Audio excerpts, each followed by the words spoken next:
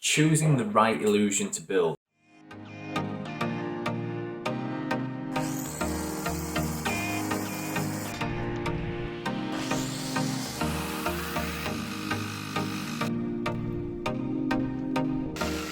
These are my tips, I suppose, in a sense of what to do when choosing that first illusion to build. So I'd say if you are thinking about building your first illusion, one is definitely make a budget. Decide how much you want to spend and then probably add about 20% to that budget or work backwards from that. So know what your final budget is, take away 20% and then try and pick an illusion that you can build at that price. And then 20% will cover stuff like extra bits of material costs, damages, extra bits of paint, primer, filler, a lot of stuff that you won't think about. Maybe you might need to buy a new tool or something like that. Don't get me wrong, you can build any illusion with hand tools. You don't need power tools. It's just it's going to take you a bit longer, and you're going to need your muscles for it. So yeah. The next one is tools. So kind of brushed on that then. So tools. Decide what tools you actually need. If you're building something that might need specialist tools, maybe think of something else. Unless you have access to them or you know someone who does, that would then be a decent option for you. Someone else could build something special if you needed to fold metal, weld, or anything like that.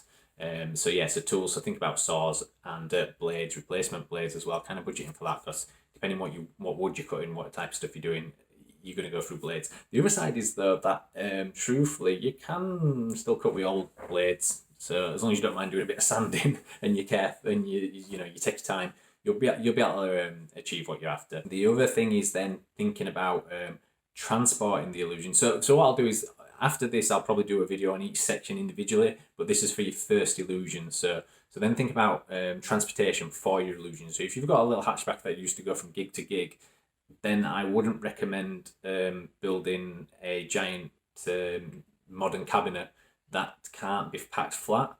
Or even a sub-trunk. Don't build a sub-trunk that can't pack flat if you have a hatchback or anything like that. You could probably get away with it with an estate car.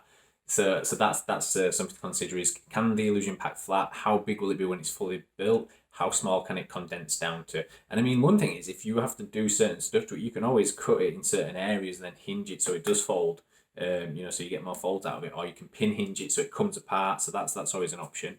I think a lot of the Osborne plans kind of consider that as a fact within the builds. Not all illusions do think like that, illusion plans and stuff, but there are them options there. So that'd be one thing to do, is thinking about actually moving it from venue to venue or from gig to gig. The next would be storage. So this is backyard illusion building.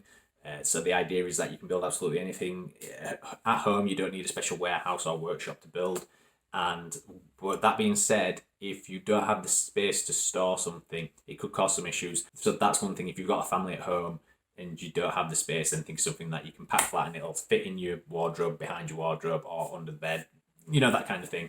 So that's one thing to consider. The next is if you have an assistant, don't have an assistant. So pick an illusion that you can either do with a spectator, or you could do with a couple of spectators with just a bit of notice. That is always an option. And let's say have an illusion that you can just use anybody for. There's no they don't need to know anything in advance and you can just perform it. That'd be another option. So think about if it's just going to be you performing it or someone else, and if it's just yourself, then choose the illusion that you can perform solo and you don't need anyone else. There are some good books on solo illusions. Andrew Main has some, JC Sum I think does, and then there are some solo illusions in the Osborne books, and I think Ram Woodbury might have one or two, but I could be wrong on that. And thinking about it, Jim Steinmeier might have some as well that you could probably do solo. So there are options in that respect. So that'd be the thing to decide, is whether you need an assistant to help you out or not. The other thing is, where do you want the illusion to sit within your show? Do you want it to be a strong opener, a strong finisher, something in the middle? Depending on what you're actually wanting from it, that's also another thing to consider. So just to give a little bit of bad advice, is the first illusion I built was a flash appearance. Never got used because I had never had the scenario to actually use it. So then I changed that then and built a new wave cabinet, I think it's called, modern cabinet, which is kind of the same effect. You don't have the push for smoke and then the appearance there. It was with a curtain opens, the magician's there, quite instant. I changed the method on the way mine was done, so pretty much the same. It was just slightly different because I couldn't find in fact, I won't give the secret away. So I changed the method on the way my cabinet worked. It was still deceptive as hell. You couldn't tell, And yeah, the reason for that was it packed flat. I could manage to get it to fit into a vehicle, and I could store it quite semi easily. That's the type of, like, the base and the casters were a bit of an issue because they were quite big, and the top of it was, but the rest of it, the sides and the corner supports, I could store them quite easily. But yeah, so that's the thing to consider. So if you're building something, make sure you've got a use for it. Because like I said, the first thing I built, I didn't have a use for. I could never use it. And the second thing was not too bad. And then from there you'll just decide what you want, whether it's a sword box or a head dagger chest.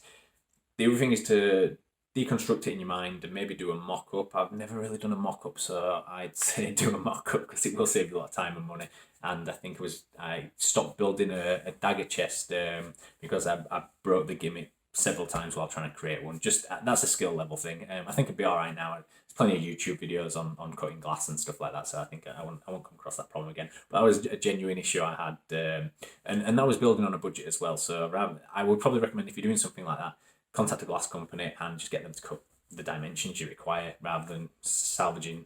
I mean, if you can salvage, brilliant, and if you can cut glass, brilliant. Do that, but like I said, that's me trying to explain something without giving the secret away. So that's like I said, think about what special gimmicks it needs or apparatus it needs, and whether you have the skill set to do that. If it's the first illusion you're building, and the other thing is, I mean, the other side is you might be fine, so don't worry about it. Crack on, and if you've got the money from mistakes, then that's even better. Try it, and eventually you'll get it right. You'll do it right. It'll be perfect. It'll be a perfect thing.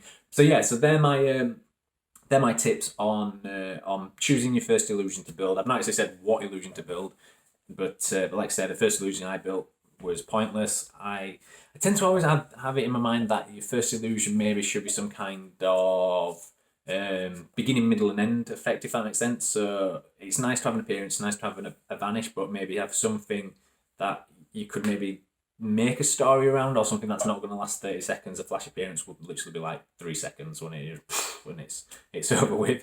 Yeah, that's the sound effects.